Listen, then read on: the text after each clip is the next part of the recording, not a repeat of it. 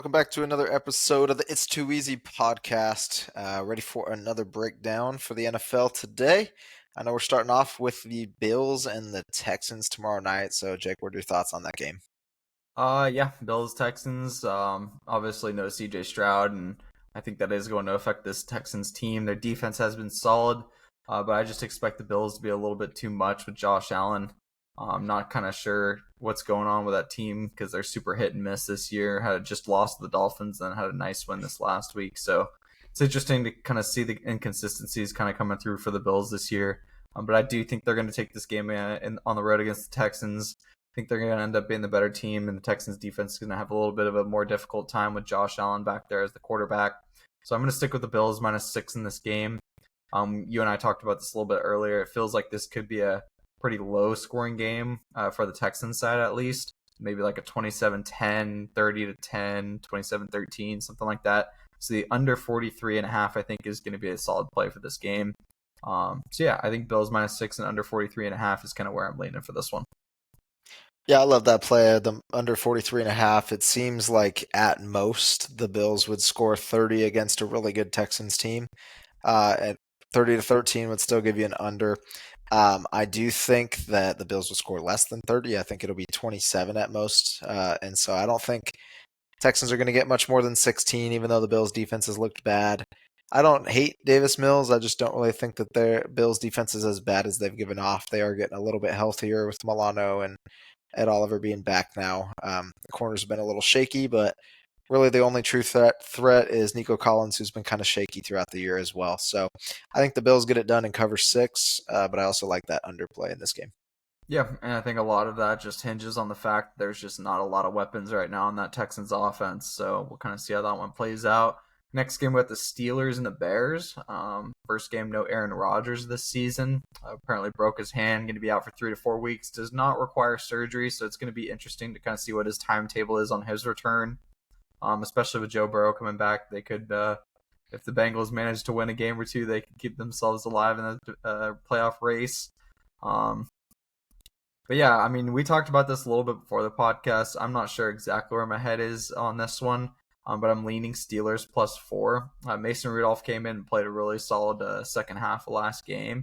So I do think that with the little bit of experience that he has with that team, he's going to be all right. The Bears are, I think, 7-3 or 8-3, something like that. So just doesn't feel like they're I mean, if they win this week, they're on a really good pace to win the division. I just don't see that happening with this Lions team in the same division. So I'm going to rely on the Patriots to cover, or sorry, the Steelers to cover 4 in this game. And that just basically goes on the fact that I just don't see the Bears getting to 8 wins this quickly. They're definitely one of the shocks for the season this year so far for me. So I'm very curious to see where this game ends up because if the Bears win, they definitely have a little bit of a stranglehold on that division and are in a good spot to make the playoffs. Yeah, it definitely seems like the Steelers defense is starting to get their footing. And I was definitely going to take Aaron Rodgers over the Bears because he owns them. But now with no Rodgers, it makes it a little more interesting. I kind of lean on the Bears getting a win at home, but I'm with you. I think Mason Rudolph is going to be able to hold his own, at least keep it interesting. And so I do like taking it at the +4. Not my favorite pick of the week, but I am going to take it at +4 for the Steelers, thinking that they need a big win since the Ravens are going to get another this week that should put them also at the 6-win mark. So they need to stay in front of the Ravens. It'd be a big week for them. Wouldn't be surprised to see Tomlin have a great game plan and find a way to get a win. Yeah, definitely. Then we got the Patriots and the Bengals. Personally, I'm going to end up staying away from this game just because I just found myself going back and forth way too much. It feels like it may end up being a vintage Joe Flacco game. But then again, this Patriots defense is very, very good. I don't think they're getting talked about nearly enough. We've talked about that on the podcast over and over. They're definitely getting overlooked. I don't hear about them a lot in the media. But this Patriots defense has really been a bright light under the fact that Drake May is an MVP candidate so far. If he keeps playing the way they are, I'd imagine the Patriots are going to win this game. 7 points just seems like a large line for this game. And if Joe Flacco comes out slinging the ball, that could be the one advantage that they have on the offense. But we've talked about the Bengals defense is absolute Swiss cheese. So if Drake May can get going a little bit, I'd imagine it's going to be a really tough game for the Bengals. Patriots managed to get Travion involved in the last 2 games. So seeing him getting more and more touches throughout the year has been really cool to see, and it's going to be perfect going into playoff time. So I'm very interested to watch this game. I really like to see where this Patriots team goes, and even over the next year, even if they make it to first, second round of playoffs. Um, this team has got a lot of upside, so I'm very curious to see where this team lands. Yeah, the more I think about this game, the more I'm on the Patriots, but I'm not going to take it. Jamar Chase is out this week, which makes it really difficult because T. Higgins is going to have Christian Gonzalez lined up across from him, which really doesn't leave you too many threats on the offensive side for Flacco to get the ball to. Maybe a lot of checkdowns to Chase Brown, who should have a bigger game for them, especially on the receiving end with his line at 2.5 receptions. I kind of like that. I'm going to buy the Bengals up to 10 and take it. But I don't love it just because their offense doesn't have enough threats without Jamar Chase on the field. And the Pats have really been a complete team, and I expect them to get a win. I just don't know how much that's going to be by. But you mentioned it. Trayvon's been balling. He's got 4 touchdowns in the last 2 games. Stephon Diggs has been balling out, looking healthy again after missing a lot of last year.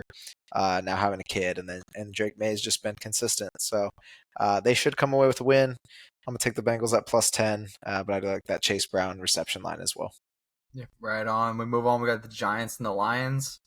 Not too much to say about this game other than there's another chance that Jameis goes for 450 and 3 tuds and 3 picks. But even if that happens, I don't expect this Giants defense to really put up too much of a fight against this Lions team with them being at home.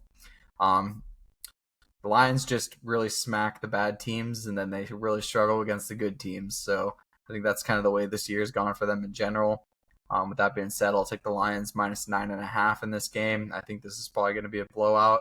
And Giants just got rid of Dayball, so they're going to be in complete rebuild mode and have the highest paid defense in the NFL that has not been successful over the course of the season. So they're going to be in complete rebuild mode to try and figure out what they can put around Dart and Scadaboo to kind of fill this team out, because right now nothing's cutting it. Yeah, not only is nothing cutting it, worse is worse for them because Abdul Carter is getting benched for the game. The number 3 pick in the draft decided he didn't want to go to media days, and so he's not playing this week either.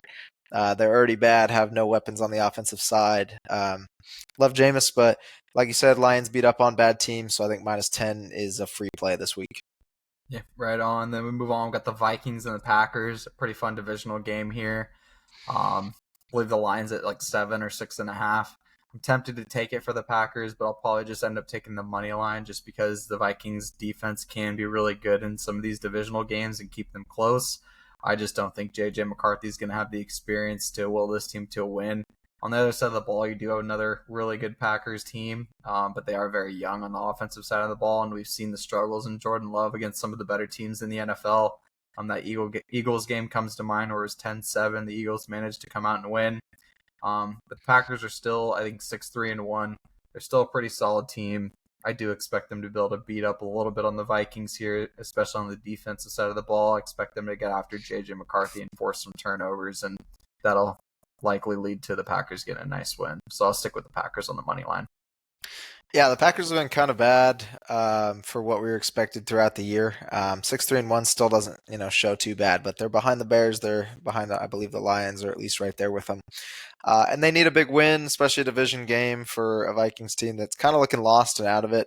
JJ looked bad again against the Bears. He did bring him back, put him up 17-16 with a minute to go just for the Bears to win it. But the fourth quarter heroics aren't going to get it done against a Packers team whose defense is going to be feasting, I think, on JJ. So the only way for them to stay alive is JJ to get out of the pocket to run, use his legs. It's probably the best part of his game. I could see them keeping it close at +7, but I am going to buy the Packers to -4.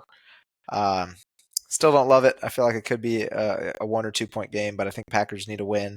And they still haven't put anything together completely, and I'm feeling a big Jordan Love game, so hopefully they can get it covered. Yep, I love that. Then we got the Seahawks and the Titans. Seahawks are 13.5 point favorites. I'm buying it down to 9.5. I believe you're doing the same. Titans are complete buns. No ifs, and or buts about it. They're at home at this game for this game, but it doesn't matter. Seattle plays really well on the road. Plays the good teams tough and likely just blows out to this Titans team. So unless Darnold turns the ball over 2 or 3 times, which I doubt that happens, I don't see a reason that the Seahawks shouldn't cover 9.5.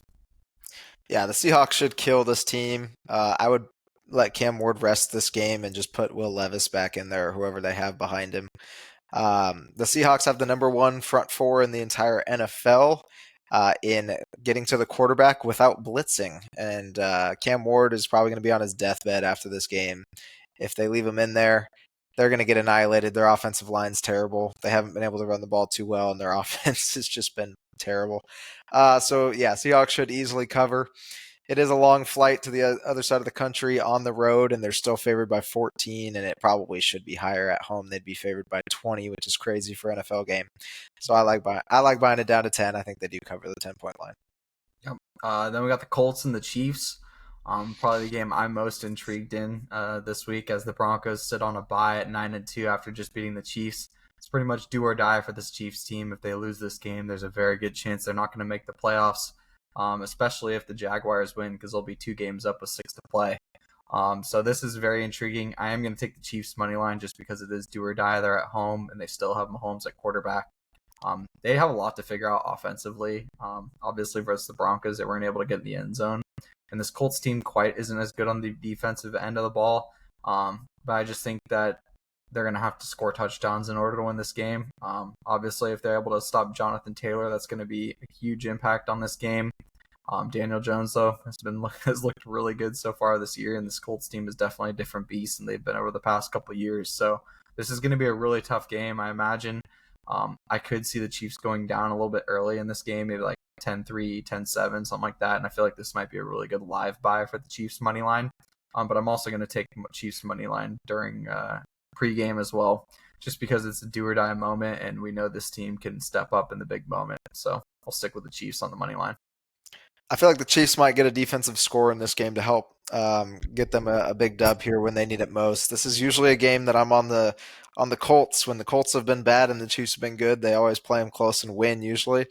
But like you said, do or die for the Chiefs. 5-6 isn't going to cut it going into week 13. So they need to get a big win here. I'm going to take them on the money line as well. I think that they figure it out offensively, put up high 20s at least, and defensively, I expect them to shut it down. Daniel Jones will probably have a couple turnovers. Wouldn't be surprised if he got sacked 4 to 6 times, and they got to limit Jonathan Taylor. If they can hold him under 90 yards, I'd consider that success. So Chiefs should get a big win. I believe it's also at home, so it'll be an interesting game. Yeah, for sure. Then we got Jets Ravens. Not too much to say about this one. The Jets have been pretty poor this year. They're in total rebuild mode as well. I think they chose too late to really start to try and rebuild. They did manage to get a couple wins now, but that's just really hurting their draft stock. So I'm very curious to see kind of where this Jets team lands. It feels like they're pretty cursed as an organization. So if you're any player in the NFL, I think they're going to have a hard time getting free agents over there. And yeah, for that reason, the Ravens are at home. They need this win to kind of keep themselves alive in the divisional race as well as the playoff race in general, just because it looks like only one team from this division is likely going to make it to the playoffs, with this AFC being stacked this year. So yeah, I'm going to stick with the Ravens minus 9.5. I believe they're 13.5 point favorites right now. I still think that's way overvalued at 13.5, just because this Ravens defense can be super spotty at times. I don't know how many players they've gotten back from injury. But I still think Lamar at the helm is going to be able to will them to a win, and it's not going to be anything that the Ravens fans are going to have to sweat over. So I'm expecting Ravens minus 9.5. Yeah, I love that. It's one of my favorite picks of the week is Ravens minus 9.5 as well. They need to get rest for their team, especially a lot of the starters, so they need to go up early. So I even love a -6 as the first half line. I think that they go up early, get a big lead, probably go up 20. And they should be able to coast on that through the rest of the game, getting Derrick Henry the ball, letting him be a workhorse for him again. So they should be able to cover 10 against a really bad Jets team. Yeah, I love that. Then we got the Browns and Raiders. I know one of your favorite games of the week. The Raiders are practically in shambles now, having lost Jackson Powers-Johnson in that Broncos game. I think he has a foot injury or an ankle injury, and that's really hurting this offensive line. I think this offensive line is probably the worst in football.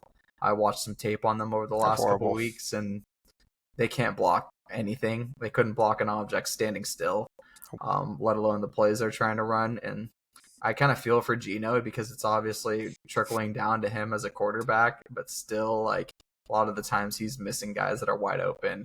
Brock Bowers is trying to will the team to whatever he can, but if he can't get the ball in open space, then it's going to be really tough. And a lot of these teams are sending a corner and a strong safety or a free safety out on him. So it's going to be really tough for this Raiders team to bounce back.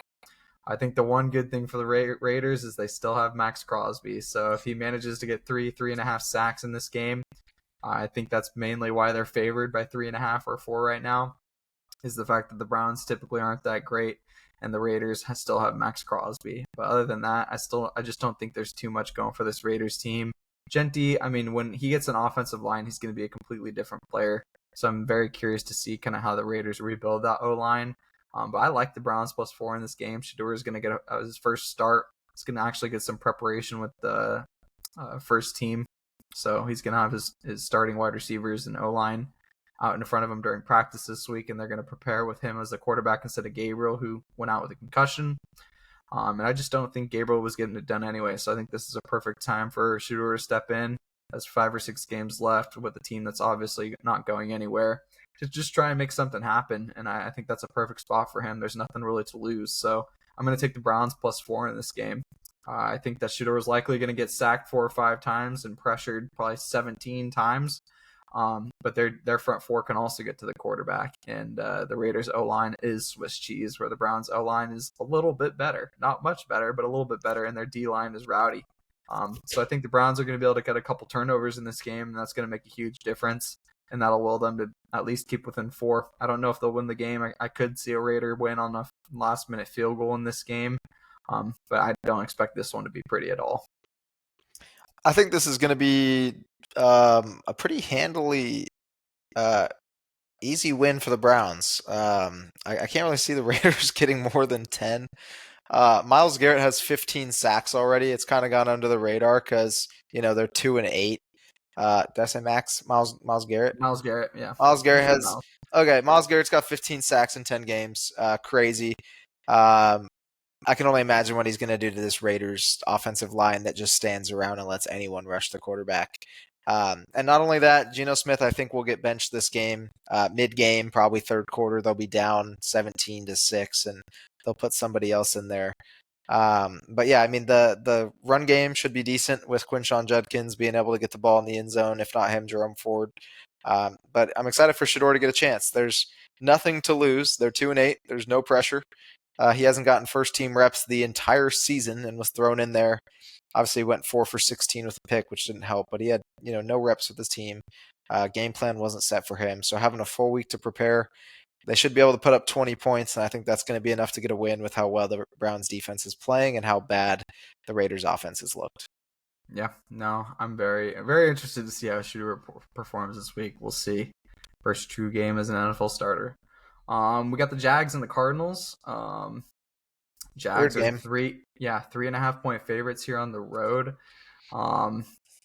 Yeah, I'm super back and forth on this, but I'll probably just end up buying the Cards up to 5.5. The Cards lost 41-22 last week to the Niners, and Jacoby Brissett had 450 yards on 47 of 57 passing, which is pretty insane. Obviously, a lot of that comes from playing behind and not getting the chance to run the ball.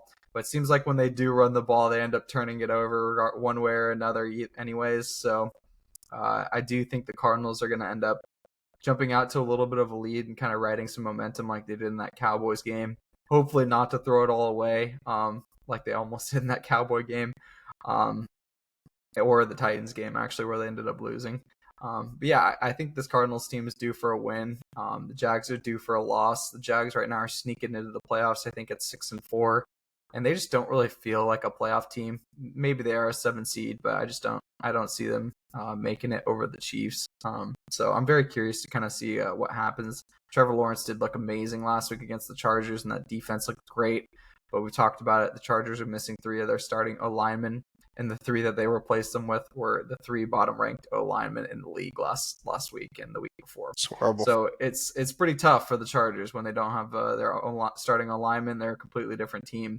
So yeah, I like the Cardinals plus 5.5. I think the Jags kind of used up a lot of that juice against the Chargers at home, and they're going on the road here, have a bit of a flight to Arizona, and I think the Cardinals will be able to take care of them or at least get plus 5.5 here at home. Yeah, I don't love this. It's hard to love the Cardinals with what we've seen so far from them. I'm more so betting on the fact that the Jags are not going to win this. And if they do, it'll probably be low scoring. So I'm going to take the Cards with the points at +4, +5. I forget what they're getting. Three and a But half right now. okay, so I'll take it at +4 at home. It feels like they're due for a win. I believe that Trey Benson is finally back. I don't know how much he'll get plugged into the starting lineup again, but I'm sure it'll be good for them to have him back. Trey McBride has still been balling. Marv's a stud, and Michael Wilson was balling last week. So if Brissett can put up half of what he did, I think that they'll have a chance against this Jaguars team. I don't think it's going to take a lot. I think whichever team gets to 20 wins the game, and this game's probably going under as well. Yeah, I love that. Then one of your favorite games, and our boys got the Eagles and the Cowboys. Cowboys at home, 3.5 point dogs right now. Probably will be up to 4 by the end of the week. The Eagles have been winning a lot of close games this year. And the Cowboys at home are a little bit of a different beast. They almost beat them on the road in Philly to start the year. Cowboys actually did manage to make some good moves at the trade deadline, and those players made a huge impact on the defense last week against the Raiders. Now, granted, it is the Raiders, so that O line is terrible. And the Eagles' O line is a completely different beast. I think they're getting a couple of their guys back that have been on the IR this week. So I think that's going to play a huge factor in this game. Um, but the Cowboys, if CD and George Pickens are going to play the way they did last week, I think they have a pretty solid shot in this game. So I'll stick with the Cowboys +4. That and the fact that the Eagles just play all these teams close is just very intriguing. And Cowboys defense got some secondary players back, as well as managed to mix in Logan Wilson and Quinnen Williams, who had 8 pressures last week against the Raiders. If they can replicate any bit of that, then this should be a pretty close game. And I think that the Cowboys will be able to cover the 4. Yeah, this is do or die for the Cowboys yet again, with 7+ teams having at least 2 more wins than them, already in front of them for the playoff picture. Their only hope is to win this game, honestly, to win out, and even that's probably not good enough to win the division. So it starts here at home against an Eagles team that they put up a good fight against in week 1. I feel like the Cowboys have developed well as a team. Obviously, you mentioned the defensive additions this last week, but the offense has been phenomenal, especially at home, averaging almost 40 points against a divisional opponent that Dak's always played very well against in the Eagles. So Eagles great, find ways to win. 8-2, I think, right now, but they really haven't looked great. They probably could be 4-6, and no one would really question it. Yeah. So I like the Cowboys at +4 with playoffs. It's starting here. This is do or die. So I think that they should come away with a win. Therefore, I like the +4 at home. Yep. Then we got the Falcons and the Saints. 1.5 point line for the Saints at home with a rookie quarterback. I know no Michael Penix. Obviously, he busted his knee once again, and he's just going to have surgery and end up sitting out the rest of the season. This Falcons team is in a bit of shambles after a pretty nice start to the season. But yeah, I just don't see the Saints winning this game. I think that the Falcons' money line is probably a bit of a ballsy play, so I'll probably just end up buying it up and taking them at +3.5. But I do think the Falcons are going to end up being the better team here. No Drake London is going to affect Kirk on offense, so he's not going to have as many weapons. But if they can just get Bijan the ball in space, then they should be okay against the Saints team. The Saints defense isn't as bad as I think people expect them to be. But I think this Falcons defense should know how to guard against Tyler Shaw. So hopefully they can figure that out, and hopefully that'll keep them within 3.5. They need to win a game. This team is way too good to be what their current record is, so I think they're due for one. Yeah, this is disgusting. I said at the beginning of the year, I think the Saints are the worst team in the league. I still think that they're the worst team in the league, and yet my gut says they're going to win this game, which tells you how bad the Falcons have been. Especially offensively, they've been terrible. They need a new coordinator. They need a new coach. Now no Penix, which I think that kind of helps them. But their offense revolves around one guy, and that's Drake London. When he's able to receive the ball downfield, it opens up the rest of the game for Bijan. And Drake London's out, so it's going to start with Bijan, and they're going to need it early against the Saints defense. Like you said, not horrible. So I'm going to take the Falcons at +3, hoping that they can cover. They need a win. I don't necessarily expect it. But this game feels disgusting, and the over-under's at 39.5. Oh my goodness. So Probably could go under. I'm thinking it's a 13-16 battle, like a Yeah. field goal shootout. So maybe both kickers is the play this week. But I'm gonna take under 40. I also think the Falcons should win, but I don't love it, so I'll take them at +3. Yeah, right on. Last couple, we got the Buccaneers and the Rams on Sunday Night Football. Baker coming back for a little bit of revenge against this Sean McVay team that picked him up for a week, and he ended up winning the game and getting signed to Tampa. So I think this is another must win for the Buccaneers. The Rams I think are 8-2, or 8-3, so they don't necessarily need to win this game as much. But the Rams have been phenomenal on both sides of the ball. Defense is probably my favorite to watch in the NFL, just because I still love the duo combo of Fisk and Verse, and then Kobe Turner's been really good this year, just solid captain for this defense. And their secondary, talked about him last week. Cam Kitchens Yeah. absolutely went insane last week. Played a great game, super fun to watch, and I think he was like a 6th or 7th rounder. So it's really fun to see kind of like these picks from the previous 2 years start to shine in the NFL, even if they're not in first rounders. Just having a lot of guys having a coming out party, and goes to show that when you're paired with a good defense, then you can start making plays. So yeah, I do love the Rams defense. The Buccaneers are 7-point dogs in this, and I just don't think that's enough respect for Baker Mayfield led team. I still think that they're going to be able to move the ball relatively well. I do think it's going to be a bit of a shootout in this one. I could see it being like 27-24 or maybe 31-24. But either way, I think the Buccaneers are going to be able to keep it within 7. But just in case, I'll buy it up to 10.5, and I'll stick with the Bucs there at 10.5. Yeah, I think this could come down to who has the ball in their hands on the last possession of the game. If that's Matt Stafford, great. If it's Baker, great. He's been phenomenal this year in the clutch. So it'll be an interesting game. I think 7.5 is quite a bit. But again, even if they're down 3, they get the ball chance to go win it and throw a pick six at worst. I think they lose by 10. So I do like buying the Bucks up to +10. I think this could be a huge win for them, especially in a division that's getting tighter with the Panthers floating around there at 6-5. Um, so we'll see. I don't know if Baker's going to get a win. Rams are due for one, but they're also balling, and they need to keep winning because the Seahawks and Niners are right on their tail as well. So should be a really fun game. I'm excited for this one. I'm going to take the Bucks at +10. Yep. And then we got Monday Night Football. That Panthers team that you were talking about is going into San Francisco and playing the Niners. Niners got Brock Purdy back. They're getting Ricky Pearsall back, and a lot of these guys that have been on the IR for the majority of the year. Not as much on the defensive end, but they've been able to kind of rebuild that defense around some new guys and have looked pretty solid. Obviously gave up 450 yards to Jacoby Brissett, but they didn't give up really anything on the ground. And I don't think the Panthers are going to be able to run the ball all that well against them either. And I don't trust the ball in Bryce Young's hands. Yeah, I just think this Niners defense is going to be able to turn him over a couple times.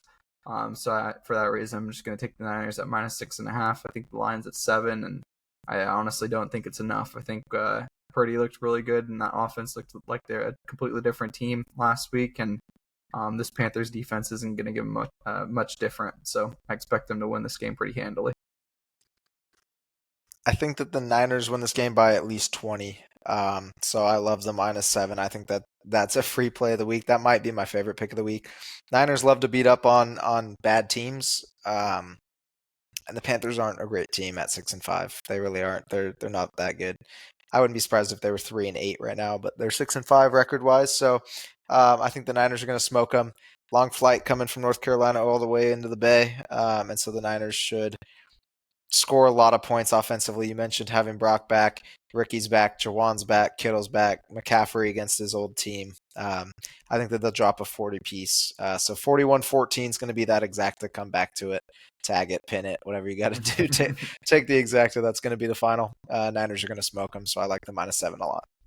Yep, I love that. But yeah, that'll wrap it up for NFL week number 12. A lot of fun games this week. We're really going to start to see kind of how these teams are evolving over the course of the year. Bears, Patriots, Panthers, some of these teams that not a lot of people were expecting to be in the mix are right there in the mix for the playoffs. So it's curious to see kind of where all these teams land and which ones can get the big wins down the stretch here. But yeah, that's gonna do it for NFL Week 12. We'll see you back next week for NFL Week 13. I hope your teams all do well, and we'll see you then. Peace.